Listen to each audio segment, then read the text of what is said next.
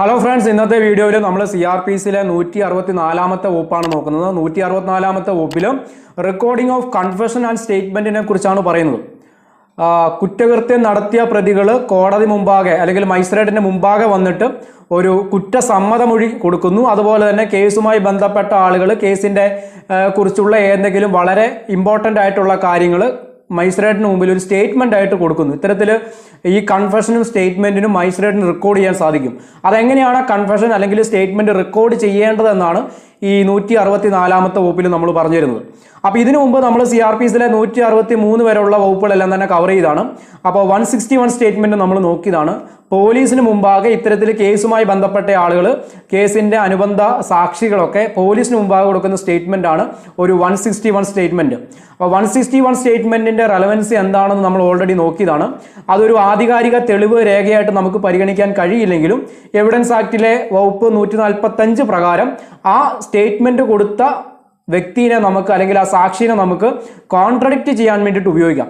Contradict ചെയ്യാന്ന് പറഞ്ഞു കഴിഞ്ഞാൽ 161 സ്റ്റേറ്റ്മെന്റിൽ കൊടുത്ത സ്റ്റേറ്റ്മെന്റിന് വിരുദ്ധമായിട്ടുള്ള കാര്യങ്ങൾ കോടതിയിൽ വന്നിട്ട് അദ്ദേഹം പറയുമ്പോഴാണ് അവിടെ ഒരു കോൺട്രഡിക്ഷൻ നടക്കുന്നത്. അങ്ങനെ കോൺട്രഡിക്ഷൻ നടന്നു കഴിഞ്ഞാൽ എവിഡൻസ് ആക്ടിലെ 155ാമത്തെ വകുപ്പ് പ്രകാരം ആ വിറ്റ്നസിന്റെ ഒരു ക്രെഡിബിലിറ്റിയാണ് അവിടെ ചോദ്യം ചെയ്യപ്പെടുന്നത്. അപ്പോൾ ഈ 161 സ്റ്റേറ്റ്മെന്റ് എന്ന് പറയുന്ന പോലീസിന് മുമ്പാകെ കൊടുക്കുന്ന ആ സ്റ്റേറ്റ്മെന്റിന്റെ റെലവൻസി എന്ന് പറയുന്നത് ആ കോൺട്രഡിക്ഷൻ പർപ്പസിന് വേണ്ടി മാത്രമേ നമുക്ക് ഉപയോഗിക്കാൻ കഴിയുള്ളൂ. അപ്പോൾ ഇനി നമുക്ക് മജിസ്ട്രേറ്റിന് മുമ്പാകെ കൊടുക്കുന്ന ഒരു സ്റ്റേറ്റ്മെന്റ്, അതിന്റെ ഒരു റെലവൻസി എന്താണെന്ന് ആദ്യം മനസ്സിലാക്കണം. അപ്പോൾ ഇത്തരത്തിൽ ഇൻവെസ്റ്റിഗേഷൻ നടക്കുന്ന സമയത്ത് അല്ലെങ്കിൽ ഇൻവെസ്റ്റിഗേഷൻ കഴിഞ്ഞതിന് ശേഷം മജിസ്ട്രേറ്റിന് മുമ്പാകെ കൊടുക്കുന്ന ഈ ഒരു 164 സ്റ്റേറ്റ്മെന്റ്, അതിന്റെ ഒരു റെലവൻസി ഇത് നമുക്ക് കോറോബറേറ്റ് ചെയ്യാനും ഉപയോഗിക്കാം, അതുപോലെ തന്നെ കോൺട്രഡിക്റ്റ് ചെയ്യാനും ഉപയോഗിക്കാം. അതായത് എവിഡൻസ് ആക്ടിലെ 157ാമത്തെ വകുപ്പ് പ്രകാരം ഇതൊരു കോറോബറേറ്റീവ് പർപ്പസിന് വേണ്ടിയിട്ട് നമുക്ക് ഉപയോഗിക്കാം. അതുപോലെ തന്നെ എവിഡൻസ് ആക്ടിലെ 145ാമത്തെ വകുപ്പ് പ്രകാരം ഒരു കോൺട്രഡിക്ഷൻ പർപ്പസിന് വേണ്ടിയിട്ട് ഉപയോഗിക്കാവുന്ന കാര്യം നമ്മൾ മനസ്സിലാക്കാം. അല്ലെങ്കിൽ ഈ 164 സ്റ്റേറ്റ്മെന്റ് മാത്രം വെച്ചിട്ട് ഈ കുറ്റസമ്മതം നടത്തിയ പ്രതിയെ ശിക്ഷിക്കുകയല്ല, അല്ലെങ്കിൽ ഈ ഒരു സ്റ്റേറ്റ്മെന്റ് മാത്രം അതൊരു ആധികാരികമായിട്ടുള്ള ഒരു തെളിവായിട്ട് നമ്മൾ പരിഗണിക്കുകയല്ല ചെയ്യേണ്ടത്. ഇതിന്റെ ഒരു അഡീഷണൽ എഫക്റ്റ് എന്ന് പറയുന്നത് ഇത് കോറോബറേറ്റ് ചെയ്യാൻ ഉപയോഗിക്കാം. ആദ്യം തന്നെ ഈ ഒരു 164 സ്റ്റേറ്റ്മെന്റിന്റെ പ്രാധാന്യം മനസ്സിലാക്കിയിട്ട് നമ്മൾ ഇത് എങ്ങനെയാണ് മജിസ്ട്രേറ്റ് റെക്കോർഡ് ചെയ്യേണ്ടതെന്ന് നമ്മൾ നോക്കാം. അപ്പോൾ it is not a substantive piece of evidence എന്ന് പല വിധിന്യായങ്ങളിലും കോടതി പറഞ്ഞിട്ടുണ്ട്. But it can be use for corroborate the witnesses and at the same time we can contradict the witnesses. അപ്പോൾ എങ്ങനെയാണ് അതിന്റെ നടപടി? ഏകദേശം 5-6ഓളം ഉപവകുപ്പുകളാണ് ഈ ഒരു 164ാമത്തെ വകുപ്പിൽ പറയുന്നത്. നമുക്ക് ആദ്യത്തെ വകുപ്പ് ഒന്ന് വായിക്കാം. Any metropolitan magistrate or judicial magistrate may, whether or not he has jurisdiction in the case, record any confession or statement made to him in the course of an investigation under this chapter or under any other law for the time being in force or at any time afterwards before the commencement of the enquiry or trial. അപ്പോൾ ഇവിടെ 2 കാറ്റഗറിയിൽപ്പെട്ട മജിസ്ട്രേറ്റുമാർക്കാണ് ഈ ഒരു confession statement record ചെയ്യാൻ സാധിക്കുക. അതായത് metropolitan magistrate അല്ലെങ്കിൽ judicial magistrate. Metropolitan magistrate എന്ന് പറയുമ്പോൾ മെട്രോ നഗരങ്ങൾ, ചെന്നൈ, കൊൽക്കത്ത, ബോംബെ പോലെയുള്ള മെട്രോ നഗരങ്ങളിൽ അപ്പോയിന്റ് ചെയ്യപ്പെടുന്ന മജിസ്ട്രേറ്റുമാരാണ് മെട്രോപൊളിറ്റൻ മജിസ്ട്രേറ്റ്. ആ നഗരങ്ങളിൽ ജുഡീഷ്യൽ മജിസ്ട്രേറ്റ് ഉണ്ടാവില്ല, അവിടെ മെട്രോപൊളിറ്റൻ മജിസ്ട്രേറ്റുമാരായിരിക്കും ഉണ്ടാവുക. അതുപോലെ തന്നെ മറ്റ് സിറ്റികളിലേക്ക് അല്ല മറ്റ് സ്ഥലങ്ങളിലേക്ക് വരുമ്പോൾ അവിടെ എല്ലാം ജുഡീഷ്യൽ മജിസ്ട്രേറ്റുമാരാണ്. അപ്പോൾ 2 കാറ്റഗറിയിൽപ്പെട്ട മജിസ്ട്രേറ്റുമാർക്കാണ് ഈ ഒരു 164 സ്റ്റേറ്റ്മെന്റ് റെക്കോർഡ് ചെയ്യാൻ സാധിക്കുക. ഒന്ന് മെട്രോപൊളിറ്റൻ മജിസ്ട്രേറ്റ്, 2 ജുഡീഷ്യൽ മജിസ്ട്രേറ്റ്. അതുപോലെ തന്നെ എക്സിക്യൂട്ടീവ് മജിസ്ട്രേറ്റുമാർക്ക് ഈ ഒരു കൺഫെഷൻ, ഈ ഒരു 164 സ്റ്റേറ്റ്മെന്റ് റെക്കോർഡ് ചെയ്യാൻ സാധിക്കില്ല എന്നുള്ള കാര്യം നമ്മൾ മനസ്സിലാക്കുക. എക്സിക്യൂട്ടീവ് മജിസ്ട്രേറ്റുമാരും എന്ന് പറയുമ്പോൾ സർക്കാർ അപ്പോയിന്റ് ചെയ്യുന്ന ആളുകളാണ്.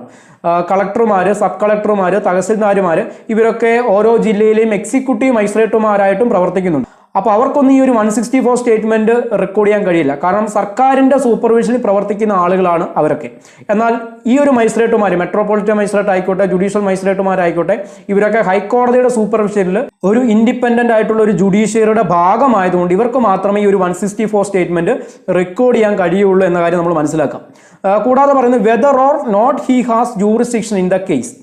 ആ ഒരു പർട്ടിക്കുലർ കേസിൽ ഇവർക്ക് അധികാരക്ഷമത ഉള്ളവരാവാം അല്ലെങ്കിൽ ഇല്ലാത്തവരാവാം. അതായത് ഒരു പ്രതി വന്നിട്ട് ഒരു കുറ്റസമ്മതം ഒരു മജിസ്ട്രേറ്റിന് മുമ്പാകെ നടത്തുന്നു. ഈ മജിസ്ട്രേറ്റിന് ആ കുറ്റസമ്മതം നടത്തുന്ന കേസ് വിചാരണ നടത്താനുള്ള അധികാരക്ഷമത ഉണ്ടായിരിക്കാം, ചിലപ്പോൾ ഇല്ലാതിരിക്കാം. അപ്പോൾ അധികാരക്ഷമത ഉള്ളതോ ഇല്ലാത്തതോ ആയ ഏതൊരു ജുഡീഷ്യൽ മജിസ്ട്രേറ്റിനും ഏതൊരു മെട്രോപൊളിറ്റൻ മജിസ്ട്രേറ്റിനും ഈ ഒരു കൺഫെഷൻ അല്ലെങ്കിൽ സ്റ്റേറ്റ്മെന്റ് റെക്കോർഡ് ചെയ്യാൻ സാധിക്കും. In the course of an ഇൻവെസ്റ്റിഗേഷന്റെ സമയത്താണ്, ഇൻവെസ്റ്റിഗേഷൻ നടക്കുന്ന സമയത്താണ് ഈ ഒരു കൺഫെഷൻ അല്ലെങ്കിൽ സ്റ്റേറ്റ്മെന്റ് ഇവർക്ക് റെക്കോർഡ് ചെയ്യാൻ സാധിക്കുക. അപ്പോൾ എപ്പോഴാണ് ഇൻവെസ്റ്റിഗേഷൻ ആരംഭിക്കുക? ഒരു കേസിന്റെ പ്രധാനപ്പെട്ട 3 പ്രൊസീഡിങ്ങുകളാണ് ഇൻവെസ്റ്റിഗേഷൻ, എൻക്വയറി, ട്രയൽ. ഇൻവെസ്റ്റിഗേഷൻ എന്ന് പറഞ്ഞു കഴിഞ്ഞാൽ ഒരു പോലീസിന് മുമ്പാകെ ഒരു കുറ്റകൃത്യവുമായി ബന്ധപ്പെട്ട് ഒരു ഇൻഫർമേഷൻ കിട്ടിക്കഴിഞ്ഞാൽ പോലീസ് ആദ്യം പരിശോധിക്കുന്നത് കൊഗ്നിസബിൾ കേസ് ആണോ നോൺ കൊഗ്നിസബിൾ ഒഫൻസ് ആണോ എന്ന് പരിശോധിക്കും. കൊഗ്നിസബിൾ ഒഫൻസ് ആണെങ്കിൽ അപ്പോൾ തന്നെ എന്താണ് ചെയ്യേണ്ടത്? FIR രജിസ്റ്റർ ചെയ്യുക. 154 പ്രകാരം CRPC 154 വകുപ്പ് പ്രകാരം FIR രജിസ്റ്റർ ചെയ്യുക എന്നുള്ളതാണ്. അങ്ങനെ FIR ഇട്ട് കഴിഞ്ഞാൽ അപ്പോൾ തന്നെ അവിടെ ഇൻവെസ്റ്റിഗേഷൻ ആരംഭിക്കുകയാണ്. ഇനി നോൺ കൊഗ്നിസബിൾ ഒഫൻസ് ആണെങ്കിൽ അതിൻ്റെ റിപ്പോർട്ട് തയ്യാറാക്കിയിട്ട് ആ ഒരു പരാതിക്കാരനെ മജിസ്ട്രേറ്റിൻ്റെ അടുത്തേക്ക് റെഫർ ചെയ്യുകയാണ് ചെയ്യേണ്ടത്. അതായത് ഒരു സീരിയസ് ആയിട്ടുള്ള കുറ്റകൃത്യങ്ങൾ മാത്രമേ പോലീസിന് മജിസ്ട്രേറ്റിൻ്റെ ഉത്തരവില്ലാതെ ആ കേസ് അന്വേഷിക്കാനും ആ കേസ് പ്രതിനെ അറസ്റ്റ് ചെയ്യാനൊക്കെ സാധിക്കുകയുള്ളൂ. അപ്പോൾ ഇതൊരു കൊഗ്നിസബിൾ ഒഫൻസ് ആയതുകൊണ്ട് 154 പ്രകാരം FIR രജിസ്റ്റർ ചെയ്തതിന് ശേഷം ഒഫീഷ്യൽ ആയിട്ടുള്ള ഇൻവെസ്റ്റിഗേഷൻ അവിടുന്ന് ആരംഭിക്കുകയാണ്. ഇനി എപ്പോഴാണ് ഇൻവെസ്റ്റിഗേഷൻ അവസാനിപ്പിക്കുന്നത്? ഒരു ഫൈനൽ ചാർജ് ഷീറ്റ് കോടതിയിലേക്ക് സബ്മിറ്റ് ചെയ്യുന്നതോടുകൂടി CRPCയിലെ 173 വകുപ്പ് പ്രകാരം ഒരു ഫൈനൽ ചാർജ് ഷീറ്റ് കോടതിയിലേക്ക് സബ്മിറ്റ് ചെയ്യുന്നതോടുകൂടി അവിടെ ഇൻവെസ്റ്റിഗേഷൻ എന്ന് പറയുന്ന പ്രൊസീജിയർ അവസാനിക്കുകയാണ്. അപ്പോൾ ഇവിടെ നമുക്ക് പറഞ്ഞു തരുന്നത് in the course of an investigation നടക്കുന്ന ആ ഒരു സമയപരിധിയിലാണ് ഈ അധികാരക്ഷമതയുള്ളതോ ഇല്ലാത്തതോ ആയ ഈ പറയുന്ന മെട്രോപൊളിറ്റൻ മജിസ്ട്രേറ്റിന് അല്ലെങ്കിൽ ജുഡീഷ്യൽ മജിസ്ട്രേറ്റിന് ഈ ഒരു കൺഫെഷൻ സ്റ്റേറ്റ്മെന്റ് റെക്കോർഡ് ചെയ്യാൻ സാധിക്കുക. അപ്പോൾ ഇൻവെസ്റ്റിഗേഷൻ എന്ന് പറയുമ്പോൾ അണ്ടർ ദിസ് ചാപ്റ്റർ, ഈ ചാപ്റ്റർ പ്രകാരം, ഏത് ചാപ്റ്റർ പ്രകാരം? CRPCയിലെ 12ാമത്തെ ചാപ്റ്റർ പ്രകാരമുള്ള investigation, information to the police and their power to investigation. അപ്പോൾ 12ാമത്തെ ചാപ്റ്ററിലാണ് പോലീസിന്റെ ഇൻവെസ്റ്റിഗേഷൻ നടപടികൾ പൂർണ്ണമായിട്ട് നമുക്ക് പറഞ്ഞു തരുന്നത്. അപ്പോൾ ആ ചാപ്റ്ററിൽ ഉൾപ്പെട്ട ഇൻവെസ്റ്റിഗേഷൻ നടപടിക്കിടയിൽ ഇത്തരത്തിൽ ഈ ഒരു മജിസ്ട്രേറ്റിന് ആ സ്റ്റേറ്റ്മെന്റ് അല്ലെങ്കിൽ കൺഫെഷൻ റെക്കോർഡ് ചെയ്യാം. അല്ലെങ്കിൽ അണ്ടർ എനി അതർ ലോ, മറ്റേതെങ്കിലും ഒരു നിയമപ്രകാരമുള്ള investigation for the time being in force, ഇപ്പോൾ പ്രാബല്യത്തിലുള്ള മറ്റേതെങ്കിലും ഒരു നിയമപ്രകാരമുള്ള ഒരു investigation, or at any time, അല്ലെങ്കിൽ മറ്റേതെങ്കിലും ഒരു സമയം. ഏത് സമയമാണ്? ആഫ്റ്റർവേഴ്സ് എന്ന് പറയുന്ന വാക്കാണ്. ഇൻവെസ്റ്റിഗേഷന് ശേഷം, പക്ഷേ before the commencement of the എൻക്വയറിയോ ട്രയലോ ആരംഭിക്കുന്നതിന് മുമ്പും ആയിരിക്കണം. അപ്പോൾ ഇൻവെസ്റ്റിഗേഷൻ എപ്പോഴാണ് അവസാനിക്കുന്നത് നമ്മൾ പറഞ്ഞു കഴിഞ്ഞു. CRPCയിലെ 173 വകുപ്പ് പ്രകാരം ഒരു ഫൈനൽ ചാർജ് ഷീറ്റ് കോടതിയിലേക്ക് പോലീസ് സബ്മിറ്റ് ചെയ്യുന്നതോടുകൂടി അവിടെ ഇൻവെസ്റ്റിഗേഷൻ അവസാനിക്കുകയാണ്. അപ്പോൾ എന്താണ് ഇൻവെസ്റ്റിഗേഷൻ എന്ന് നമുക്ക് ക്ലിയർ ആയിട്ട് തന്നെ പറഞ്ഞു തരുന്നത് CRPCയിലെ 2ാമത്തെ വകുപ്പിന്റെ H ക്ലോസിലാണ്. പോലീസ് നടത്തുന്ന എല്ലാ തരത്തിലുമുള്ള ഒരു കേസ് അന്വേഷണത്തിന്റെ ഭാഗമായി എവിഡൻസ് കളക്ട് ചെയ്യുന്ന എല്ലാ നടപടികളും ഇൻവെസ്റ്റിഗേഷൻ എന്ന് പറയുന്ന ആ നടപടിയിൽ ഉൾപ്പെടുന്നു. അപ്പോൾ പൂർണ്ണമായിട്ടും ഇൻവെസ്റ്റിഗേഷൻ നടത്തുന്നത് പോലീസാണ്. ഇനി എൻക്വയറി എന്ന് പറയുന്ന ഭാഗം നമുക്ക് പറഞ്ഞു തരുന്നത് CRPCയിലെ 2ാമത്തെ വകുപ്പിന്റെ G ക്ലോസിലാണ്. അതായത് മജിസ്ട്രേറ്റുമാർ അല്ലെങ്കിൽ കോടതികൾ വിചാരണയല്ലാത്ത നടത്തുന്ന എല്ലാ നടപടികളും എൻക്വയറി ആണെന്നാണ് പറയുന്നത്. ട്രയൽ അല്ലാത്ത എല്ലാ നടപടികളും എൻക്വയറിയാണ്. അപ്പോൾ എൻക്വയറിയുടെ പ്രധാനപ്പെട്ട നടപടികൾ എന്തൊക്കെയാണ്? ഇത്തരത്തിലൊരു ഫൈനൽ ചാർജ് ഷീറ്റ് കോടതിയിലേക്ക് വന്നു കഴിഞ്ഞാൽ ഈ ഒരു കേസ് ആ കോടതിക്ക് വിചാരണ നടത്താനുള്ള ക്ഷമതയുണ്ടോ എന്ന് പരിശോധിക്കണം, ജൂറിസ്ഡിക്ഷൻ ഉണ്ടോ എന്ന് പരിശോധിക്കണം. അതുപോലെ തന്നെ പോലീസുകാർ ഇട്ടിട്ടുള്ള ആ ഒരു ചാർജ് പ്രോപ്പറായ രീതിയിലുള്ളതാണോ എന്ന് പരിശോധിക്കണം. അതിനകത്ത് എന്തെങ്കിലുമൊക്കെ ഓൾട്ടറേഷൻ്റെ ആവശ്യമുണ്ടോ എന്ന് പരിശോധിക്കണം. അതുപോലെ തന്നെ ഇതൊരു സെഷൻസ് കേസ് ആണോ എന്ന് പരിശോധിക്കണം. സെഷൻസ് കോടതിയിലേക്ക് കമ്മിറ്റൽ നടപടി നടത്തേണ്ടതാണോ എന്ന് പരിശോധിക്കണം. അങ്ങനെ നടത്തണമെന്നുണ്ടെങ്കിൽ കമ്മിറ്റൽ പ്രൊസീഡിങ്സിലേക്ക് പോകണം. അതുപോലെ തന്നെ CRPCയിലെ 207ാമത്തെ വകുപ്പ് കംപ്ലൈ ചെയ്യേണ്ടതായിട്ടുണ്ട്. അതായത് ഈ കുറ്റപത്രത്തിന്റെ ഒരു കോപ്പി പ്രതിക്ക് കൈമാറണം. അങ്ങനെ ചില നടപടികൾ. അപ്പോൾ വിചാരണ തുടങ്ങുന്നതിന് മുമ്പ് ഇങ്ങനെ ചില നടപടികളുണ്ട്. ഇതെല്ലാം എൻക്വയറിയുടെ ഭാഗമാണ്. അപ്പോൾ ഇവിടെ നമുക്ക് പറഞ്ഞു തരുന്നുണ്ട് ഇൻവെസ്റ്റിഗേഷന് ശേഷം, പക്ഷേ എൻക്വയറി ട്രയൽ തുടങ്ങുന്നതിന് മുമ്പ്, before the commencement of the enquiry or trial. അപ്പോൾ നമ്മൾ മനസ്സിലാക്കേണ്ടത് ഇത്തരത്തിലൊരു കുറ്റപത്രം ഫയൽ ചെയ്ത് കഴിഞ്ഞാൽ പ്രതിക്ക് ഈ കുറ്റപത്രത്തിന്റെ കോപ്പി കൊടുക്കുന്നു. അതിനുശേഷം മറ്റൊരു ജുഡീഷ്യൽ മജിസ്ട്രേറ്റ് കോടതിയിലേക്കാണ് ഈ കേസ് ട്രാൻസ്ഫർ ചെയ്യേണ്ടതുണ്ടെങ്കിൽ അങ്ങോട്ടേക്ക് ട്രാൻസ്ഫർ ചെയ്യും. അല്ലെങ്കിൽ സെഷൻസ് കേസ് ആണെങ്കിൽ സെഷൻസ് കോടതിയിലേക്ക് കമ്മിറ്റ് ചെയ്യും. ആ നടപടികളെല്ലാം എൻക്വയറിയുടെ ഭാഗമായി നടന്നതിന് ശേഷം ട്രയൽ സ്റ്റാർട്ട് ചെയ്യണം. പ്രതിക്കെതിരെ എപ്പോഴാണോ കുറ്റപത്രം വായിച്ച് കേൾപ്പിക്കുന്നത്, ചാർജ് ഫ്രെയിം ചെയ്യുന്നത്, അപ്പോഴാണ് അവിടെ ആ ഒരു ട്രയൽ സ്റ്റാർട്ട് ചെയ്യുന്നത്. അപ്പോൾ നമുക്കിവിടെ ക്ലിയർ ആയിട്ട് തന്നെ പറഞ്ഞു തരുന്നുണ്ട് ഇൻവെസ്റ്റിഗേഷൻ കഴിഞ്ഞതിന് ശേഷം ആണെങ്കിൽ എൻക്വയറിയും ട്രയലും നടത്തുന്നതിന് മുമ്പ് ആയിരിക്കണം ഇത്തരത്തിലുള്ള ഈ മെട്രോപൊളിറ്റൻ മജിസ്ട്രേറ്റിന്, ജുഡീഷ്യൽ മജിസ്ട്രേറ്റിന്, അധികാരക്ഷമതയുള്ളതോ ഇല്ലാത്തതോ ആയ ഈ മജിസ്ട്രേറ്റിന് ഈ ഒരു കൺഫെഷൻ അല്ലെങ്കിൽ സ്റ്റേറ്റ്മെന്റ് റെക്കോർഡ് ചെയ്യാൻ സാധിക്കാം. എൻക്വയറിയോ ട്രയലോ തുടങ്ങിയതിന് ശേഷം ഈ ഒരു 164 സ്റ്റേറ്റ്മെന്റ് നമുക്ക് റെക്കോർഡ് ചെയ്യാൻ സാധിക്കുമോ എന്നുള്ളൊരു ചോദ്യമാണ്. തീർച്ചയായിട്ടും നമുക്കത് റെക്കോർഡ് ചെയ്യാൻ സാധിക്കും. പക്ഷേ അധികാരക്ഷമതയുള്ള ഒരു മജിസ്ട്രേറ്റ് ആയിരിക്കണം. ഏത് കോടതിയാണോ ഇത് ട്രയൽ നടത്തുന്നത്, അല്ലെങ്കിൽ ഏത് കോടതിയാണോ ഇത് എൻക്വയറി നടത്തിക്കൊണ്ടിരിക്കുന്നത്, ആ കോടതിക്കാണ് പിന്നീട് ഈ 164 സ്റ്റേറ്റ്മെന്റ് റെക്കോർഡ് ചെയ്യാൻ സാധിക്കുക. എൻക്വയറിയും ട്രയലും നടക്കുന്നതിന് മുമ്പാണെങ്കിൽ അധികാരക്ഷമതയുള്ളതോ ഇല്ലാത്തതോ ആയ ഏതൊരു മജിസ്ട്രേറ്റ് കോടതിക്കും ആ ഒരു കൺഫെഷൻ അല്ലെങ്കിൽ സ്റ്റേറ്റ്മെന്റ് റെക്കോർഡ് ചെയ്യാം. ഇനി എൻക്വയറിയും ട്രയലും സ്റ്റാർട്ട് ചെയ്തതിന് ശേഷമാണെങ്കിൽ ഏത് കോടതിയാണോ ഈ എൻക്വയറി ട്രയലും നടത്തുന്നത് ആ കോടതിക്കാണ് ഇത് റെക്കോർഡ് ചെയ്യാനുള്ള ഒരു അധികാരമുള്ളത്. എങ്കിൽ മാത്രമേ അത് പ്രോപ്പറായിട്ട് അത് എവിഡൻസിലേക്ക് പരിഗണിക്കുകയുള്ളൂ. ഇനി നമ്മൾ മനസ്സിലാക്കണം, ഇത്തരത്തിൽ ഏതെങ്കിലും ഒരു പ്രതികൾ പോലീസിനടുത്ത് എന്നിട്ട് ഒരു കുറ്റം സമ്മതം നടത്തുകയാണ്, ഞാൻ ഇന്നപോലെ ഇന്നയാളെ കുത്തി അല്ലെങ്കിൽ ഇന്നയാളെ കൊന്നു എന്ന് പറഞ്ഞു കഴിഞ്ഞാൽ പോലീസിനറിയാം, പോലീസിനോട് ഇത്തരത്തിലൊരു കുറ്റവാളികൾ തന്നെ വന്ന് കുറ്റസമ്മതം നടത്തി കഴിഞ്ഞാൽ അതൊരു പ്രോപ്പറായിട്ട് എവിഡൻസ് ആയിട്ട് പരിഗണിക്കാൻ കഴിയില്ല. അപ്പോൾ അത് എവിഡൻസ് ആക്കി മാറ്റണമെന്നുണ്ടെങ്കിൽ അവർ എത്രയും പെട്ടെന്ന് തന്നെ അദ്ദേഹത്തെ മജിസ്ട്രേറ്റിന് മുമ്പാകെ കൊണ്ടുവന്നിട്ട് ഒരു 164 സ്റ്റേറ്റ്മെന്റ് റെക്കോർഡ് ചെയ്യുകയാണ്. അപ്പോൾ പോലീസ് ഈ പ്രതിനെ കൊണ്ടുവരുന്നു, മജിസ്ട്രേറ്റിന് മുമ്പാകെ കൊണ്ടുവന്നിട്ടാണ് ഈ 164 സ്റ്റേറ്റ്മെന്റ് റെക്കോർഡ് ചെയ്യുന്നത്. ഇനി നമ്മൾ മനസ്സിലാക്കണം, പ്രതി സ്വന്തമായിട്ട് പോലീസ് സഹായം ഇല്ലാതെയാണ് മജിസ്ട്രേറ്റിന് മുമ്പാകെ വന്നിട്ട് ഇത്തരത്തിൽ സ്റ്റേറ്റ്മെന്റ് കൊടുക്കാൻ കഴിയുമോ എന്നുള്ളത്. അപ്പൊ ഇത്തരത്തിലൊരു മജിസ്ട്രേറ്റിന് മുമ്പാകെ ഒരു പ്രതി നേരിട്ട് പോലീസ് ഇല്ലാതെ നേരിട്ട് ഒരു കുറ്റസമ്മതം നടത്താൻ വന്നു കഴിഞ്ഞാൽ മജിസ്ട്രേറ്റ് ചെയ്യേണ്ടത് ഇത് പ്രോപ്പറായിട്ട് ഏത് പോലീസ് സ്റ്റേഷനിലാണ് ഇൻവെസ്റ്റിഗേഷൻ നടക്കുന്നത്, ഏത് ഇൻവെസ്റ്റിഗേഷൻ ഓഫീസറുടെ കീഴിലാണ് ഈ കേസ് നടത്തുന്നത്, അവിടേക്ക് ഇയാളെ റെഫർ ചെയ്യുകയാണ് ചെയ്യേണ്ടത്. അവിടേക്ക് റെഫർ ചെയ്ത് പോലീസിന്റെ അറിവോടുകൂടി തന്നെ ഇദ്ദേഹത്തിനെ വീണ്ടും മജിസ്ട്രേറ്റിന് മുമ്പാകെ കൊണ്ടുവന്നിട്ട് ആ ഒരു കൺഫെഷൻ റെക്കോർഡ് ചെയ്യലാണ് ചെയ്യേണ്ടത്. കാരണം ഒരു വ്യക്തി നേരിട്ട് മജിസ്ട്രേറ്റിന് മുമ്പാകെ വന്ന് കൺഫെഷൻ നടത്തി കഴിയുമ്പോൾ അത് ഏത് കേസാണ്, അതിൻ്റെ ക്രൈം നമ്പർ ഏതാണ്, ഏത് പോലീസ് സ്റ്റേഷനാണ് ഇത് അന്വേഷിക്കുന്നത്, ഇതിനെക്കുറിച്ചൊക്കെ ഒരു ധാരണ മജിസ്ട്രേറ്റ് ഉണ്ടായിരിക്കണം. അപ്പോൾ അത് ഉറപ്പുവരുത്തുന്നതിന് വേണ്ടിയിട്ട് ആ കൺസേൺഡ് പോലീസ് ഓഫീസറെ അത് ഇൻഫോം ചെയ്ത് പ്രതിയെ അങ്ങോട്ട് റെഫർ ചെയ്ത ശേഷം പോലീസിൻ്റെ അറിവോടുകൂടി തന്നെ പ്രതി വന്നിട്ട് ഇവിടെ കുറ്റസമ്മതം നടത്തണം എന്നുള്ള കാര്യം കൂടി നമ്മൾ മനസ്സിലാക്കും. അപ്പോൾ ഇതുമായി ബന്ധപ്പെട്ട് സുപ്രീം കോടതിയുടെ പല വിധികളും ഉണ്ട്. അതിലൊന്നാണ് Mahabir Singh versus state of Haryana AR 2001 SC 2503. അപ്പോൾ പ്രതികൾക്ക് സ്വന്തമായിട്ട് നേരിട്ടെത്തി മജിസ്ട്രേറ്റിന് മുമ്പിൽ ആ ഒരു കുറ്റസമ്മതം നടത്തുന്നതിന് ചില തടസ്സങ്ങളുണ്ട്. അത് കൺസേൺഡ് പോലീസ് ഓഫീസർ ത്രൂ ആയിരിക്കണം ആ ഒരു കൺഫെഷൻ നടത്തേണ്ടത് എന്ന കാര്യം നമ്മൾ മനസ്സിലാക്കുക. ഇനി അതിനോടനുബന്ധിച്ച് ഒരു പ്രൊവിഷനിലേക്ക് നമുക്ക് വരാം. Provided that any confession or statement made under this subsection may also be recorded by audio, video, electronic means in the presence of the advocate of the person accused of an offense. ഇത്തരത്തിലൊരു confession അല്ലെങ്കിൽ statement record ചെയ്യുമ്പോൾ അവരുടെ വക്കീലിൻ്റെ സാന്നിധ്യത്തിൽ തന്നെ അല്ലെങ്കിൽ ആ പ്രതിയുടെ വക്കീലിൻ്റെ സാന്നിധ്യത്തിൽ തന്നെ അതൊരു വീഡിയോ ആയിട്ട് നമുക്ക് റെക്കോർഡ് ചെയ്യാം, അല്ലെങ്കിൽ അദ്ദേഹത്തിൻ്റെ വോയിസ് റെക്കോർഡ് ചെയ്യാമെന്ന് ക്ലിയർ ആയിട്ട് തന്നെ ഒരു പ്രൊവിഷനിൽ പറയുന്നു. ഇനി ഫർദർ പ്രൊവിഷനിൽ കൂട്ടിച്ചേർത്തിരിക്കുകയാണ് that no confession shall be recorded by a police officer on whom any power of a magistrate has been conferred under any law for the time being force. Police ഉദ്യോഗസ്ഥർക്ക് ഇത്തരത്തിൽ ഒരു 164 സ്റ്റേറ്റ്മെന്റ് റെക്കോർഡ് ചെയ്യാൻ കഴിയില്ല എന്ന കാര്യം നമ്മൾ മനസ്സിലാക്കാം.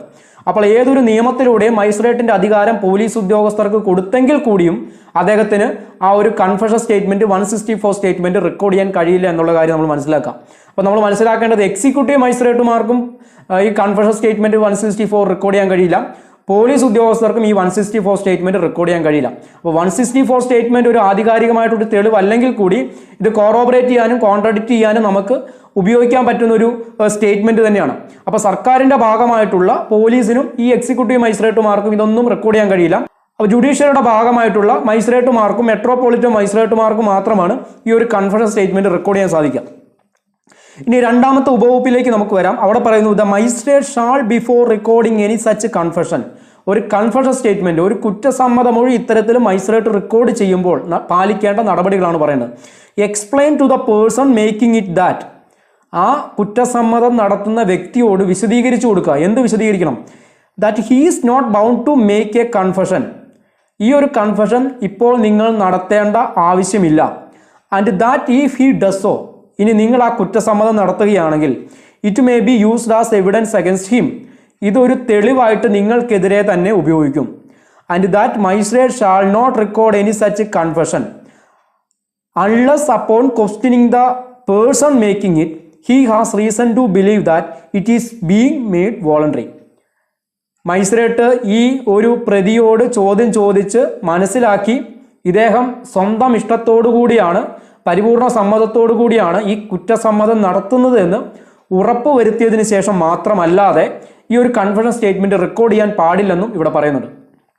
അപ്പോൾ ഒരുപക്ഷെ ഈ പോലീസുകാർ ഈ പ്രതിയെ കുറ്റസമ്മതം നടത്താനായിട്ട് മജിസ്ട്രേറ്റിന്റെ മുമ്പിലേക്ക് കൊണ്ടുവരുമ്പോൾ പോലീസുകാർ ചിലപ്പോൾ മാനസികമായിട്ടോ ശാരീരികമായിട്ടോ ടോർച്ചർ ചെയ്തിട്ട് അല്ലെങ്കിൽ അദ്ദേഹത്തെ കമ്പൽ ചെയ്ത് നിർബന്ധിച്ചായിരിക്കാം ചിലപ്പോൾ കുറ്റസമ്മതം നടത്തുന്നത്. അപ്പോൾ അത് ഒഴിവാക്കുന്നതിന് വേണ്ടിയിട്ടാണ് മജിസ്ട്രേറ്റ് ഇതിൻ്റെ ഒരു കോൺസിക്വൻസ് എന്താണെന്ന് ഈ പ്രതിയെ പറഞ്ഞു മനസ്സിലാക്കണം. ഇങ്ങനെ ഒരു കുറ്റസമ്മതം നടത്താൻ പാടില്ല, ഇങ്ങനെ നടത്തി കഴിഞ്ഞാൽ അത് നിങ്ങൾക്കെതിരെ തന്നെ ഉപയോഗിക്കും, നിങ്ങൾ സ്വമേധയെ തരുന്നതാണോ മറ്റാരുടെയെങ്കിലും പ്രേരണയ്ക്ക് വഴങ്ങിയാണോ തരുന്നത്, ഇതൊക്കെ ചോദ്യങ്ങളായിട്ട് ചോദിച്ച് അത് ഉറപ്പുവരുത്തി ഇദ്ദേഹം സ്വന്തം ഇഷ്ടത്തോടു കൂടി ആരുടെയും പരപ്രേരണ ഇല്ലാതെയാണ് തരുന്നതെന്ന് ഉറപ്പുവരുത്തിയതിന് ശേഷം മാത്രം വേണം ആ ഒരു കൺഫെഷൻ റെക്കോർഡ് ചെയ്യാനെന്ന് 164 രണ്ടാമത്തെ ഉപവകുപ്പിൽ നമുക്ക് പറഞ്ഞിരുന്നു. ഇനി നമുക്ക് മൂന്നാമത്തെ ഉപവകുപ്പിലേക്ക് വരാം. If at any time before the confession is recorded, ഇങ്ങനൊരു കൺഫെഷൻ റെക്കോർഡ് ചെയ്യുന്നതിന് മുമ്പ് തന്നെ the person appearing before the മജിസ്ട്രേറ്റിന് മുമ്പിൽ ഹാജരാക്കിയിട്ടുള്ള ഈ ഒരു പ്രതി സ്റ്റേറ്റ്സ് ദാറ്റ്, അദ്ദേഹം പറയുകയാണ് he is not willing to make the confession, അദ്ദേഹം ആ കൺഫെഷൻ നടത്താൻ തയ്യാറല്ല എന്നുണ്ടെങ്കിൽ the magistrate shall not authorise the detention of such a person in police custody, ആ ഒരു വ്യക്തിയെ വീണ്ടും മജിസ്ട്രേറ്റ് പോലീസ് കസ്റ്റഡിയിലേക്ക് കൊടുക്കാൻ പാടില്ല എന്നാണ് പറയുന്നത്. അപ്പോൾ നമ്മൾ രണ്ട് കസ്റ്റഡി പ്രധാനമായിട്ടും മനസ്സിലാക്കിയതാണ്. പോലീസ് കസ്റ്റഡി ഉണ്ട്, ജുഡീഷ്യൽ കസ്റ്റഡി ഉണ്ട്. പോലീസ് കസ്റ്റഡി എന്ന് പറഞ്ഞു കഴിഞ്ഞാൽ പോലീസിൻ്റെ ക്ലബ്ബുകളിലേക്ക് അല്ലെങ്കിൽ പോലീസിന് അതോറിറ്റി ഉള്ള പോലീസ് ലോക്കൽ സ്റ്റേഷനിലേക്കൊക്കെ കൊണ്ടുപോയിട്ട് പ്രതിയെ ചോദ്യം ചെയ്യുന്ന ഒരു രീതി, ആ പോലീസിൻ്റെ കസ്റ്റഡിയാണ്. ഒരു പ്രതിയെ അറസ്റ്റ് ചെയ്യപ്പെട്ട് കഴിഞ്ഞാൽ അടുത്ത 24 മണിക്കൂറിനുള്ളിൽ മജിസ്ട്രേറ്റിന് മുമ്പിൽ ഹാജരാക്കണമെന്ന് CRPCയിലെ 57ാമത്തെ വകുപ്പിൽ പറയുന്നു. അപ്പോൾ ആ അറസ്റ്റ് ചെയ്യപ്പെട്ട് കഴിഞ്ഞാൽ ആ പ്രതി പോലീസ് കസ്റ്റഡിയിലാണ്. മജിസ്ട്രേറ്റിന് മുമ്പിൽ ഹാജരാക്കി കഴിഞ്ഞാൽ മജിസ്ട്രേറ്റിന് വേണമെങ്കിൽ ജാമ്യം കൊടുക്കാവുന്നതാണെങ്കിൽ ആ ജാമ്യം കൊടുത്തു വിടാം. അല്ലെന്നുണ്ടെങ്കിൽ മജിസ്ട്രേറ്റിന് മുമ്പിൽ രണ്ട് ഓപ്ഷനാണ്, ഒന്നുകിൽ ജുഡീഷ്യൽ കസ്റ്റഡി അല്ലെങ്കിൽ പോലീസ് കസ്റ്റഡി. പോലീസ് ആ ഒരു സാഹചര്യത്തിൽ പോലീസ് കസ്റ്റഡിക്ക് അപ്ലൈ ചെയ്തിട്ടുണ്ടെങ്കിൽ പോലീസ് കസ്റ്റഡിയിലേക്ക് പ്രതിയെ വിടാം, അല്ലെന്നുണ്ടെങ്കിൽ ജുഡീഷ്യൽ കസ്റ്റഡിയിലേക്ക്. അപ്പോൾ ജുഡീഷ്യൽ കസ്റ്റഡി എന്ന് പറയുമ്പോൾ പ്രതി നേരെ പോകുന്നത് സബ് ജയിലിലേക്ക് അല്ലെങ്കിൽ സെൻട്രൽ ജയിലിലേക്കായിരിക്കും. പോലീസിന് ഒരു രീതിയിലും ആ പ്രതിയുമായിട്ട് ഇന്റർഫിയർ ചെയ്യാൻ കഴിയില്ല, പ്രതിയെ ടോർച്ചർ ചെയ്യാൻ കഴിയില്ല, പ്രതിയെ ഇൻട്രോഗേഷന് വിധേയനാക്കാൻ കഴിയില്ല, ഒന്നും ചെയ്യാൻ കഴിയില്ല.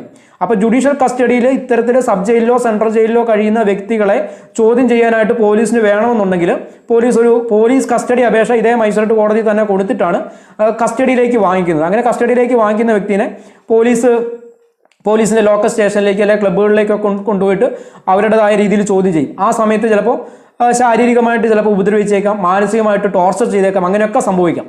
അപ്പോൾ എങ്ങനെയാണോ പോലീസ് ഈ ഒരു ജുഡീഷ്യൽ കസ്റ്റഡിയിൽ നിന്ന് പ്രതിയെ കൊണ്ടുപോകുന്നത് അതേപോലെ തന്നെ തിരിച്ച് കൊണ്ടുവരാനുള്ള ബാധ്യതയും അവർക്കുണ്ട്. അപ്പോൾ പോലീസ് കസ്റ്റഡിക്ക് അങ്ങനെ ഒരു സ്വഭാവമുണ്ട്, ഒരു പക്ഷേ ഇയാളെ മാനസികമായിട്ടോ ശാരീരികമായിട്ടോ ഉപദ്രവിക്കാനുള്ള സാധ്യതയുണ്ട്. എന്നാൽ ജുഡീഷ്യൽ കസ്റ്റഡിയിൽ കഴിയുന്ന പ്രതിക്ക് അദ്ദേഹം സേഫ് ആണെന്നുള്ള കാര്യം നമ്മൾ മനസ്സിലാക്കുക. അപ്പോൾ ഇവിടെ പറയുന്നു ഇത്തരത്തിൽ പ്രതിയെ കുറ്റസമ്മതം നടത്താനായിട്ട് മജിസ്ട്രേറ്റിന്റെ മുമ്പിൽ കൊണ്ടുവന്നതിന് ശേഷം മജിസ്ട്രേറ്റ് ഇതിൻ്റെ വരും വരാഴികളൊക്കെ ഇദ്ദേഹത്തെ പറഞ്ഞ് മനസ്സിലാക്കി. ഇപ്പോൾ നിങ്ങൾ കുറ്റസമ്മതം നടത്തേണ്ട കാര്യമില്ല, നിങ്ങൾ നടത്തിയാൽ ഇത് നിങ്ങൾക്കെതിരെ തന്നെ ഉപയോഗിക്കും, നിങ്ങളെ ശിക്ഷിക്കാനായിട്ട് ഈ ഒരു തെളിവ് മതി എന്നൊക്കെ പറഞ്ഞ് ഇതിൻ്റെ കോൺസിക്വൻസസ് മജിസ്ട്രേറ്റ് പറഞ്ഞ് മനസ്സിലാക്കിയാണ്. പക്ഷേ പോലീസ് ഇദ്ദേഹത്തെ പറഞ്ഞ് തെറ്റിദ്ധരിപ്പിച്ചായിരുന്നു. പോലീസ് പറഞ്ഞത് നീ കുറ്റസമ്മതം നടത്തിയാൽ നിനക്ക് കുറച്ച് ശിക്ഷയെ കിട്ടത്തുള്ളൂ, പെട്ടെന്ന് ഊരിപ്പോരാം എന്നൊക്കെ പറഞ്ഞ് തെറ്റിദ്ധരിപ്പിച്ചാണ് ഇവിടെ കൊണ്ടുവന്നത്. അപ്പോൾ മജിസ്ട്രേറ്റ് ഇതിൻ്റെ യഥാർത്ഥത്തിലുള്ള കോൺസിക്വൻസ് എന്താണെന്ന് പറഞ്ഞപ്പോഴാണ് പ്രതിക്ക് കാര്യം മനസ്സിലായത്. പ്രതി അപ്പോൾ പറയാണ് ഞാൻ കുറ്റസമ്മതം നടത്തുന്നില്ല. പറഞ്ഞു മനസ്സിലായി. അങ്ങനെ നടത്തുന്നില്ല എന്ന് പറഞ്ഞു കഴിഞ്ഞാൽ ഈ പ്രതിനെ വീണ്ടും പോലീസ് കസ്റ്റഡിയിലേക്ക് വിടരുത്. അത് ലോജിക്കാണ്, നമുക്ക് ചിന്തിക്കാവുന്ന കേസേ ഉള്ളൂ. പിന്നീട് ഇവൻ പോലീസ് കസ്റ്റഡിയിലേക്ക് പോയി കഴിഞ്ഞാൽ പോലീസ് ചിലപ്പോൾ ഇവനെ പെരുമാറും അല്ലെങ്കിൽ ശാരീരികമായിട്ടോ മാനസികമായിട്ടോ ഉപദ്രവിക്കാനുള്ളൊരു സാധ്യത മുന്നിൽ കണ്ടിട്ടാണ്. കാരണം പോലീസാണല്ലോ ഇവനെ ഇവിടെ വരെ കൊണ്ടുവന്നത്. അപ്പോൾ തിരിച്ച് ഇവൻ ഈ ഒരു സ്റ്റേറ്റ്മെന്റ് കൊടുക്കാതെ വീണ്ടും പോലീസിന്റെ കസ്റ്റഡിയിലേക്ക് പോയാൽ ചിലപ്പോൾ അവർ ഉപദ്രവിക്കാനുള്ള സാധ്യതയുണ്ട്. അത് മുന്നിൽ കണ്ടിട്ടാണ് വീണ്ടും ഈ പ്രതിയെ അങ്ങനെ കുറ്റസമ്മതം നടത്താൻ തയ്യാറല്ലെന്ന് പറഞ്ഞു കഴിഞ്ഞാൽ പോലീസ് കസ്റ്റഡിയിലേക്ക് വിടാൻ പാടില്ല എന്ന് മൂന്നാമത്തെ ഉപവകുപ്പിൽ നമുക്ക് പറഞ്ഞു തരുന്നു. ഇനി നാലാമത്തെ ഉപവകുപ്പിലേക്ക് വരാം. ഇവിടെ നോക്കിക്കഴിഞ്ഞാൽ any such confession shall be recorded in the manner provided in section 281 four recording the examination of an accused person. അപ്പോൾ ഇത്തരത്തിൽ ഈ 164 പ്രകാരം ഒരു പ്രതിയുടെ കൺഫെഷൻ സ്റ്റേറ്റ്മെന്റ് റെക്കോർഡ് ചെയ്യുന്നുണ്ടെങ്കിൽ CRPCയിലെ തന്നെ 281ാമത്തെ വകുപ്പ് പ്രകാരമുള്ള നടപടിയിലൂടെ വേണം ആ ഒരു സ്റ്റേറ്റ്മെന്റ് റെക്കോർഡ് ചെയ്യാനായിട്ട്. Shall be signed by the person making the confession. ആരാണോ ഈ കുറ്റസമ്മതം നടത്തിയിട്ടുള്ളത് ആ വ്യക്തി അതിൽ ഒപ്പുവെച്ചിരിക്കണം. And the magistrate shall make a memorandum. കൂടാതെ മജിസ്ട്രേറ്റ് അതിലൊരു മെമ്മോറാണ്ടം തയ്യാറാക്കണം. At the foot of such record to the following effect. താഴെ പറയുന്ന രീതിയിലാണ് ആ മെമ്മോറാണ്ടം എഴുതി ചേർക്കേണ്ടത്. അവിടെ പറയുന്നു, I have explain to the accuse that he is not bound to make a confession. ഞാൻ ഈ പ്രതിയോട് വിശദീകരിച്ചു കൊടുത്തു, നിങ്ങളിപ്പോൾ ഈ ഒരു കുറ്റസമ്മതം നടത്തേണ്ട ആവശ്യമില്ല. ഇഫ് ഹി ഡസ് സോ, അങ്ങനെ നിങ്ങൾ ചെയ്യുകയാണെങ്കിൽ, any confession he may be used as evidence against him, അത് അയാൾക്കെതിരെ തന്നെ ഉപയോഗിക്കാൻ പറ്റുന്ന ഒരു തെളിവായിട്ട് പരിഗണിക്കുമെന്ന് ഞാൻ ഇദ്ദേഹത്തിന് എക്സ്പ്ലെയിൻ ചെയ്തു കൊടുത്തു. ആൻഡ് ഐ ബിലീവ് ദാറ്റ്, ഞാൻ വിശ്വസിക്കുന്നു, that this confession was made voluntary, ഇദ്ദേഹം സ്വമേധയാ പരപ്രേരണ കൂടാതെ നടത്തിയ ഒരു കൺഫെഷൻ ആണെന്ന് ഞാൻ വിശ്വസിക്കുന്നു. ആര് വിശ്വസിക്കുന്നു? മജിസ്ട്രേറ്റ് വിശ്വസിക്കുന്നു. It was taken in my presence and hearing, ഈ ഒരു കൺഫെഷൻ റെക്കോർഡ് ചെയ്തത് എൻ്റെ സാന്നിധ്യത്തിലാണ്, ഞാൻ ചോദിച്ചു മനസ്സിലാക്കി എഴുതിയെടുത്തിട്ടുള്ള കാര്യമാണ്. And was read over to the person making it, ഇത് തന്ന പ്രതിക്ക് ഞാൻ ഇതിന് ശേഷം ഇത് വായിച്ച് കേൾപ്പിച്ചു. എഴുതിയെടുത്തിട്ടുള്ള ഈ കൺഫെഷൻ സ്റ്റേറ്റ്മെന്റ് ഇയാളെ വായിച്ച് കേൾപ്പിച്ചു. And admitted by him to be correct, അതിനുശേഷം ഇയാളത് സമ്മതിച്ചു, ഈ പറഞ്ഞ കാര്യങ്ങളെല്ലാം കൃത്യമാണ്, അത് ശരിയാണെന്ന് സമ്മതിച്ചു. And it contains a full and true account of the statement made by him, ഈ സ്റ്റേറ്റ്മെന്റ് മുഴുവൻ ശരിയാണ്, ഈ പറയുന്ന കാര്യങ്ങളെല്ലാം കറക്റ്റ് ആണെന്ന് സമ്മതിക്കുന്നു, ഈ മുഴുവനായിട്ടുള്ള സത്യമായിട്ടുള്ള കാര്യങ്ങളാണ് ഇത് തന്നിട്ടുള്ളത് എന്ന് പറഞ്ഞുകൊണ്ട് ഈ ഒരു സ്റ്റേറ്റ്മെന്റ് അതേപോലെ തന്നെ, ഈ ഒരു മെമ്മോറാണ്ടം അതേപോലെ തന്നെ ഈ ഒരു സ്റ്റേറ്റ്മെന്റ് റെക്കോർഡ് ചെയ്തതിന് ശേഷം മജിസ്ട്രേറ്റ് എഴുതി അതിൽ സൈൻ ചെയ്യണമെന്നാണ് പറയുന്നത്. ആ ഒരു ഫോർമാറ്റ് അതേപോലെ തന്നെ കൊടുത്തിരിക്കുകയാണ്. അപ്പോൾ ഇവിടെ ഒരു പ്രതിയാണ് കുറ്റസമ്മതം നടത്തുന്നത് എന്നുണ്ടെങ്കിൽ CRPCയിലെ 281 വകുപ്പ് പ്രകാരമുള്ള നടപടി വേണം അവലംബിക്കാനായിട്ട്. അപ്പോൾ എന്താണ് 281 വകുപ്പ്? നമുക്കൊന്ന് നോക്കാം. 281 വകുപ്പിൽ പറയുന്നു, record of the examination of the accused, ഒരു പ്രതിയെ എക്സാമിനേഷൻ ചെയ്യുമ്പോൾ എങ്ങനെയാണ് അത് സ്റ്റേറ്റ്മെന്റ് റെക്കോർഡ് ചെയ്യേണ്ടത്. ഇവിടെ ഏകദേശം 6ഓളം ഉപവകുപ്പുകളാണ് കൊടുത്തിട്ടുള്ളത്. ആദ്യത്തെ ഉപവകുപ്പിലേക്ക് നമുക്ക് വരാം. whenever the accused is examined by the metropolitan magistrate, ആദ്യത്തെ ഉപവകുപ്പിൽ ഒരു മെട്രോപൊളിറ്റൻ മജിസ്ട്രേറ്റ് ആണ് ഇത്തരത്തിലൊരു പ്രതിയിൽ നിന്നും സ്റ്റേറ്റ്മെന്റ് കളക്ട് ചെയ്യുന്നതെന്നുണ്ടെങ്കിൽ എങ്ങനെയായിരിക്കണം? The magistrate shall make a memorandum of the substance of the examination of the accused, പ്രതി പറഞ്ഞിട്ടുള്ള കാര്യങ്ങളിൽ നിന്നും, അദ്ദേഹത്തെ എക്സാമിനേഷൻ നടത്തി ശേഖരിച്ചിട്ടുള്ള കാര്യങ്ങളിൽ നിന്നും ഒരു സബ്സ്റ്റൻസ്, അതിൻ്റെ സത്തായിട്ടുള്ള കാര്യങ്ങളുമായി ബന്ധപ്പെട്ട ഒരു മെമ്മോറാണ്ടം തയ്യാറാക്കിയാൽ മതി. പ്രതിയിൽ നിന്നും കൂടുതൽ കാര്യങ്ങൾ മജിസ്ട്രേറ്റ് ചോദിച്ച് മനസ്സിലാക്കുന്നു, അയാൾ കുറേ കാര്യങ്ങൾ പറയുന്നു, അതിനെല്ലാം കൂടി ക്രോഡീകരിച്ച് അതിൽ നിന്നൊരു മെമ്മോറാണ്ടം പോലെ ഒരു സബ്സ്റ്റൻസ് എല്ലാം കൂടി ക്രോഡീകരിച്ച് ഒരു മെമ്മോറാണ്ടം തയ്യാറാക്കുന്നു. ശേഷം in the language of the court, കോടതി ഭാഷയിൽ അത് എഴുതിയെടുക്കുന്നു. And such memorandum shall be signed by the magistrate, അതിനുശേഷം ആ ഒരു മെമ്മോറാണ്ടത്തിൽ മജിസ്ട്രേറ്റ് സൈൻ ചെയ്യുന്നു. And shall form part of the record, ആ ഒരു റെക്കോർഡിന്റെ ഭാഗമായിട്ട് മജിസ്ട്രേറ്റ് അതിൽ സൈൻ ചെയ്തു. ഇതാണ് മെട്രോപൊളിറ്റൻ മജിസ്ട്രേറ്റ് ആണെങ്കിൽ 281 പ്രകാരം പ്രതികളെ എക്സാമിനേഷൻ നടത്തേണ്ടത്. ഇനി രണ്ടാമത്തെ ഉപവകുപ്പിലേക്ക് വന്നു കഴിഞ്ഞാൽ, whenever the accused is examined by any magistrate other than a metropolitan magistrate or by a court of session, metropolitan magistrate അല്ലെങ്കിൽ സെഷൻസ് കോടതി അല്ലാത്ത ഏതെങ്കിലും കോടതികളാണെന്നുണ്ടെങ്കിൽ, the whole of such examination including every question put to him and every answer given by him shall be recorded in full by the presiding judge or magistrate himself or where he is unable to do so owing to a physical or other incapacity under his direction and superintendence by an officer of the court appointed by him in this behalf. അപ്പോൾ ഒരു magistrate കോടതിയാണെങ്കിൽ, metropolitan മജിസ്ട്രേറ്റോ sessions കോടതിയോ അല്ലാത്ത ഒരു magistrate കോടതിയാണെങ്കിൽ, പ്രതികളോട് ചോദിക്കുന്ന ഓരോ ചോദ്യങ്ങളും പ്രതി തരുന്ന ഓരോ ഉത്തരങ്ങളും അതേപോലെ തന്നെ എഴുതിയെടുക്കണം. നേരത്തെ പറഞ്ഞ രീതിയിലല്ല, ചോദിക്കുന്ന ചോദ്യങ്ങളും തരുന്ന ഉത്തരങ്ങളും അതേപോലെ തന്നെ എഴുതിയെടുക്കണം. ഇനി അദ്ദേഹത്തിന് എഴുതിയെടുക്കാൻ എന്തെങ്കിലും ശാരീരികമായിട്ടുള്ള ബുദ്ധിമുട്ടുണ്ടെങ്കിൽ അദ്ദേഹത്തിൻ്റെ സൂപ്പർവിഷനിൽ ഒരു കോടതി ഉദ്യോഗസ്ഥനെ കൊണ്ട് തന്നെ അത് എഴുതിയെടുക്കാമെന്നും ക്ലിയർ ആയിട്ട് തന്നെ പറയുന്നു. അപ്പോൾ രണ്ടിലും വ്യത്യാസമുണ്ട്. എങ്ങനെയാണ് ഒരു 281 ഉപപ്രകാരം ഒരു പ്രതിയെ എക്സാമിനേഷൻ ചെയ്ത് കാര്യങ്ങൾ റെക്കോർഡ് ചെയ്യേണ്ടത്? മൂന്നാമത്തെ ഉപവകുപ്പിലേക്ക് വന്നു കഴിഞ്ഞാൽ, the record shall if practicable be in language in which the accused is examined or if that is not practicable in the language of the court. അപ്പോൾ കഴിവതും പ്രതി തരുന്ന ഭാഷയിൽ തന്നെ, be in the language in which the accused is examined, പ്രതിയെ ചോദ്യം ചെയ്ത് എഴുതിയെടുക്കുന്ന അതേ ഭാഷയിൽ തന്നെ എഴുതിയെടുക്കാൻ ശ്രദ്ധിക്കുക. അല്ലെങ്കിൽ കോടതി ഭാഷയിൽ, ഇംഗ്ലീഷിലോ ഹിന്ദിയിലോ ഏത് ഭാഷയിലാണെന്ന് വെച്ചാൽ കോടതി ഉപയോഗിക്കുന്ന ഭാഷ, ആ ഭാഷയിൽ അത് റെക്കോർഡ് ചെയ്തെടുക്കാം. നാലാമത്തെ ഉപവകുപ്പിലേക്ക് പറയുന്നു, the record shall be shown or read to the accuse. ഇത്തരത്തിൽ റെക്കോർഡ് ചെയ്തിട്ടുള്ള ഈ സ്റ്റേറ്റ്മെന്റ് പ്രതിയെ കാണിക്കണം, പ്രതിയുടെ മുമ്പിൽ അത് വായിച്ച് കേൾപ്പിക്കണം. If he does not understand the language, അദ്ദേഹത്തിന് അതിൽ എഴുതിയിട്ടുള്ള കോടതി ഭാഷ ഇംഗ്ലീഷാണ് ഉപയോഗിച്ചിട്ടുള്ളത് അല്ലെങ്കിൽ ഹിന്ദിയാണ് ഉപയോഗിച്ചിട്ടുള്ളത്, അദ്ദേഹത്തിന് അത് മനസ്സിലാകുന്നില്ലെന്നുണ്ടെങ്കിൽ in which it is written shall be interpreted to him in language which he understand, അദ്ദേഹത്തിന് മനസ്സിലാകുന്ന ഭാഷയിൽ അത് വ്യാഖ്യാനിച്ചു കൊടുക്കണം.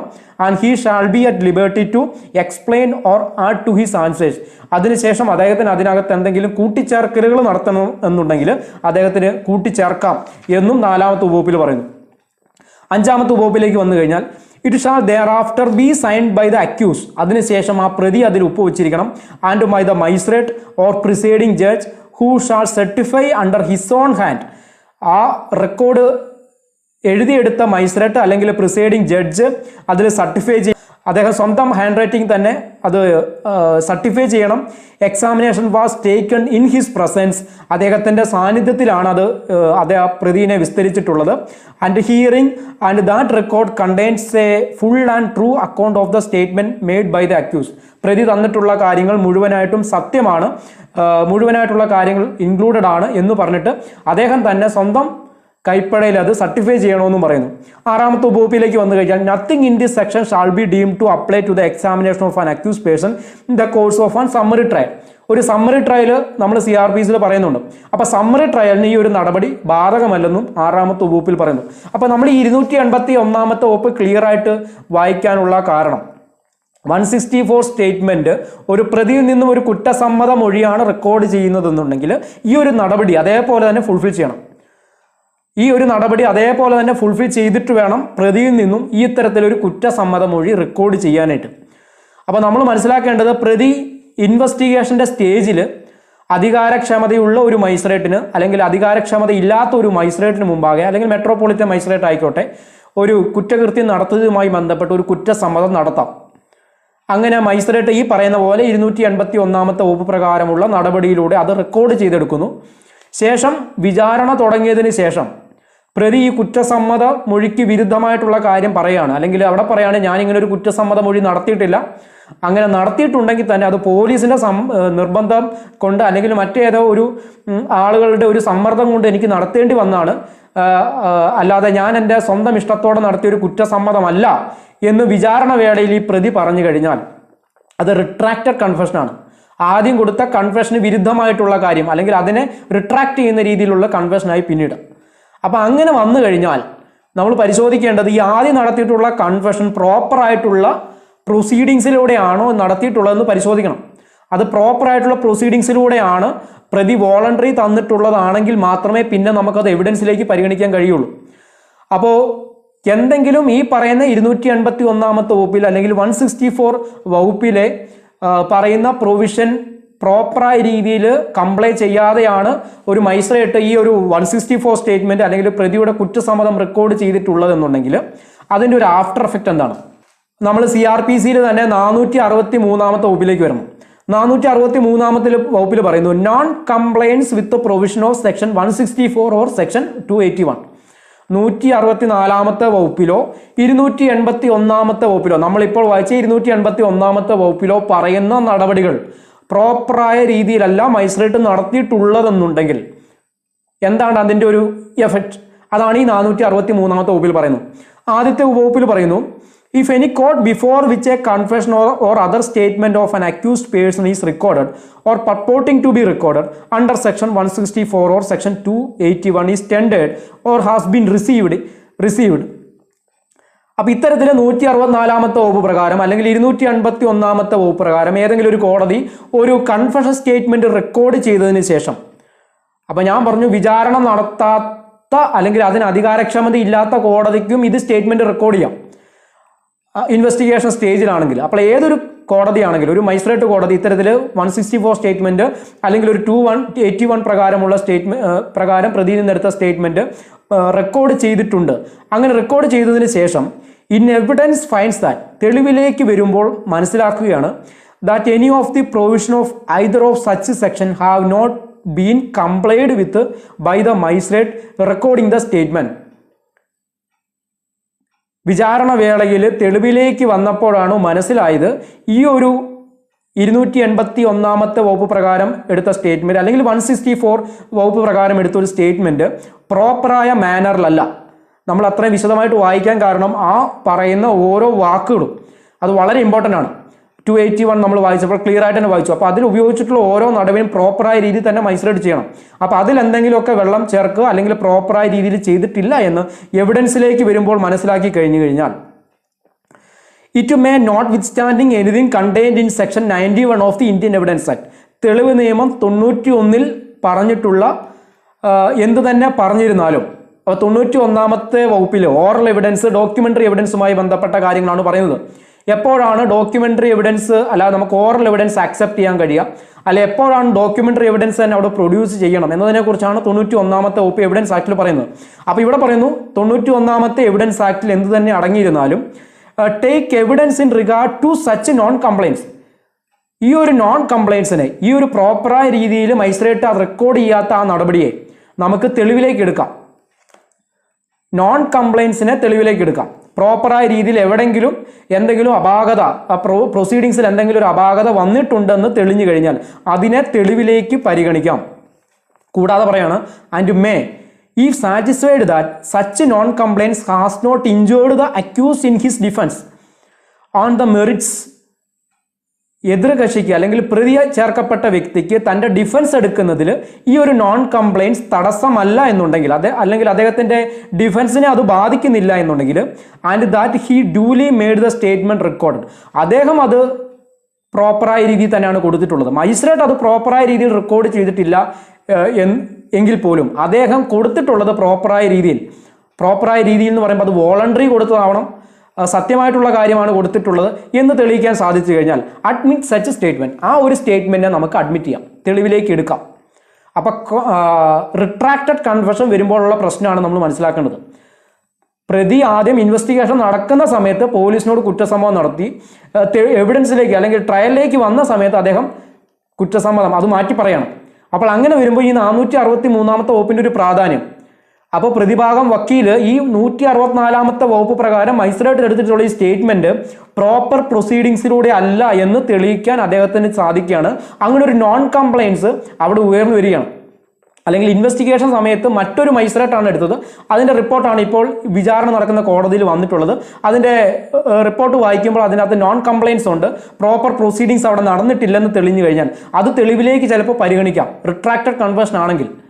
ഇനി റിട്രാക്റ്റഡ് കൺഫെഷൻ അല്ല, ആ കൺഫെഷനിൽ തന്നെ പ്രതി ഉറച്ചു നിൽക്കുകയാണ്, അദ്ദേഹം ആ സ്റ്റേറ്റ്മെൻറ്റിൽ നിന്നും വിട്ടുമാറുന്നില്ല, അദ്ദേഹം വോളണ്ടറി കൊടുത്തതാണ് അല്ലെങ്കിൽ അദ്ദേഹം ഒരു പറഞ്ഞ കാര്യങ്ങളൊക്കെ സത്യമാണ് എന്ന് മറ്റ് തെളിവുകളിലൂടെയൊക്കെ തെളിയാൻ സാധിച്ചു കഴിഞ്ഞാൽ ഇതിനെ നമുക്ക് ഈ ഒരു സ്റ്റേറ്റ്മെൻറ്റ് പ്രോപ്പറാണ്, അത് നമുക്ക് അഡ്മിറ്റ് ചെയ്യാം, ആ തെളിവിനെ നമുക്ക് അംഗീകരിച്ചു കൊടുക്കാം എന്നാണ് 463ാമത്തെ വകുപ്പിൽ പറയുന്നത്.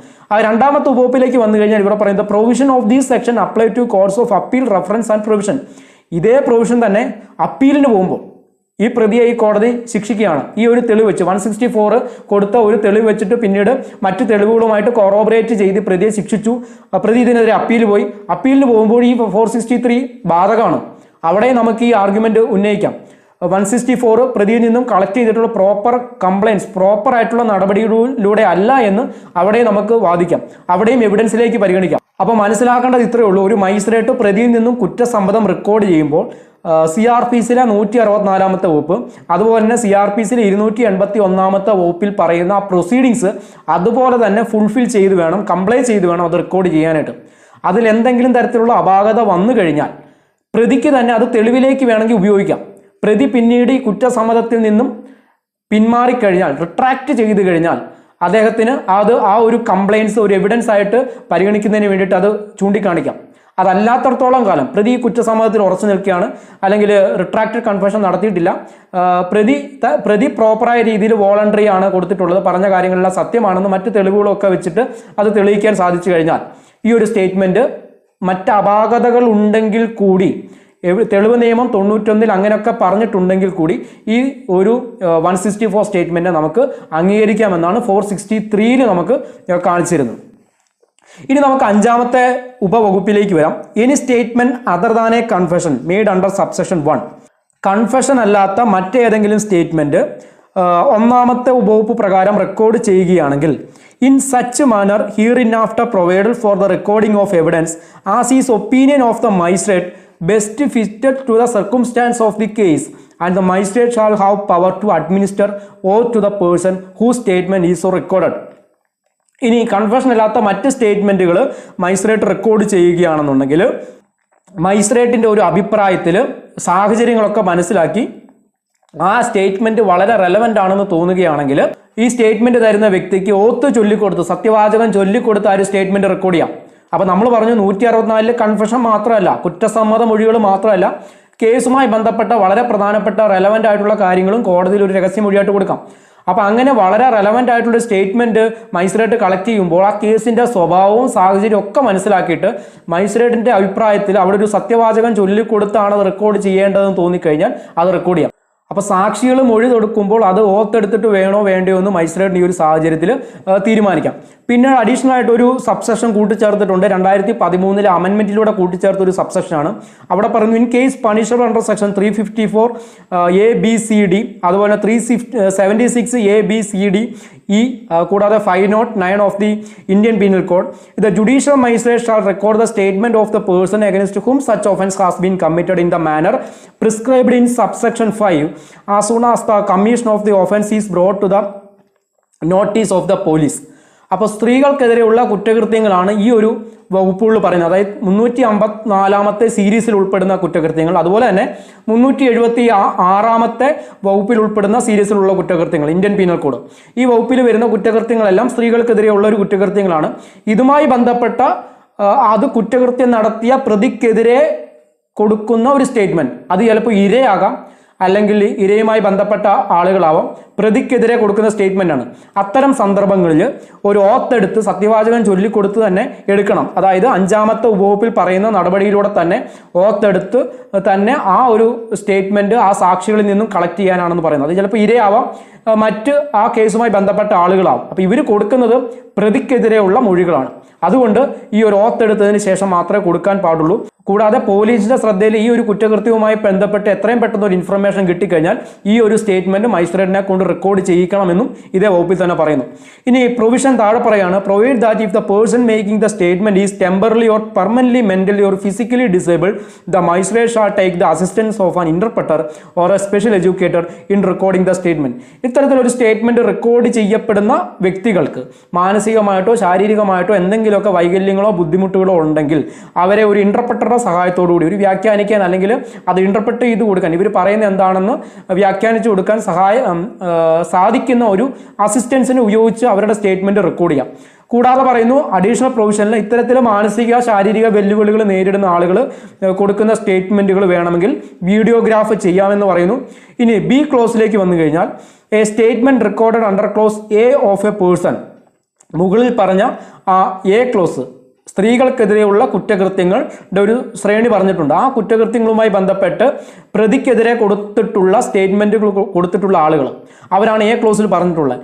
Who is temporarily or permanently mentally or physically disable, അങ്ങനെയുള്ള ആളുകൾ മാനസികമായിട്ടോ ശാരീരികമായിട്ടോ ബുദ്ധിമുട്ടുകളുള്ള ആളുകളാണെങ്കിൽ shall be considered A statement in lieu of examination in chief as specified in section 137 of the Indian evidence act.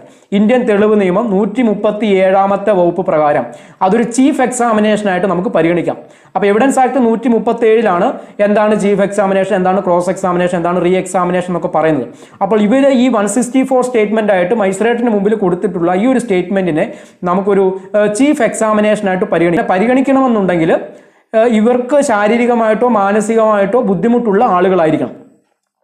Such that the maker of statement can be cross-examined on such statement without the need of recording the same at the time of trial. ഇനി അവരെ നേരെ നമുക്ക് cross examination നടത്തിയാൽ മതി. വിചാരണ trial നടക്കുന്ന സമയത്ത് ഇവരിനി വീണ്ടും മജിസ്ട്രേറ്റിന് മുമ്പാകെ ഈ ഒരു സ്റ്റേറ്റ്മെന്റ് വീണ്ടും കൊടുക്കേണ്ട കാര്യമില്ല. ഇവരെ നേരിട്ട് ക്രോസ് എക്സാമിനേഷന് വിധേയമാക്കിയാൽ മതി എന്ന് പറഞ്ഞിരുന്നു. 6ാമത്തെ ഉപവകുപ്പിൽ പറയുന്നു, the magistrate recording a confession or statement under this section shall forward to the magistrate by whom the case to be enquired into or tried. അതായത് നമ്മൾ ആദ്യത്തെ ഉപവകുപ്പിൽ പറഞ്ഞു, അധികാരക്ഷമത ഉള്ളതോ ഇല്ലാത്തതോ ആയ ഒരു മജിസ്ട്രേറ്റിന്, അത് ജുഡീഷ്യൽ മജിസ്ട്രേറ്റ് ആവാം, മെട്രോപൊളിറ്റൻ മജിസ്ട്രേറ്റിനാവും, അവർക്ക് ഇത്തരത്തിൽ ഇൻവെസ്റ്റിഗേഷൻ സ്റ്റേജിലാണ് കേസ് ഇരിക്കുന്നതെന്നുണ്ടെങ്കിൽ അവർക്ക് ആ കൺഫെഷൻ അല്ലെങ്കിൽ സ്റ്റേറ്റ്മെന്റ് കേസുമായി ബന്ധപ്പെട്ട് റെക്കോർഡ് ചെയ്യാം. അതിനുശേഷം ഇവർ റെക്കോർഡ് ചെയ്തതിന് ശേഷം അധികാരക്ഷമത ഇല്ലാത്ത മജിസ്ട്രേറ്റ് ആണെന്നുണ്ടെങ്കിൽ ഏത് കോടതിയാണോ ഈ കേസ് എൻക്വയറി ഇപ്പോൾ നടത്തിക്കൊണ്ടിരിക്കുന്നത് അല്ലെങ്കിൽ ട്രയൽ നടന്നുകൊണ്ടിരിക്കുന്നത് അങ്ങോട്ടേക്ക് ഈ ഒരു സ്റ്റേറ്റ്മെന്റ് ഫോർവേഡ് ചെയ്യാനാണ് നമുക്ക് പറഞ്ഞിരുന്നത്. അപ്പോൾ ഇത്രയും കാര്യങ്ങളാണ് CRPCയിലെ 164ാമത്തെ വകുപ്പിൽ നമുക്ക് കാണിച്ചിരുന്നത്.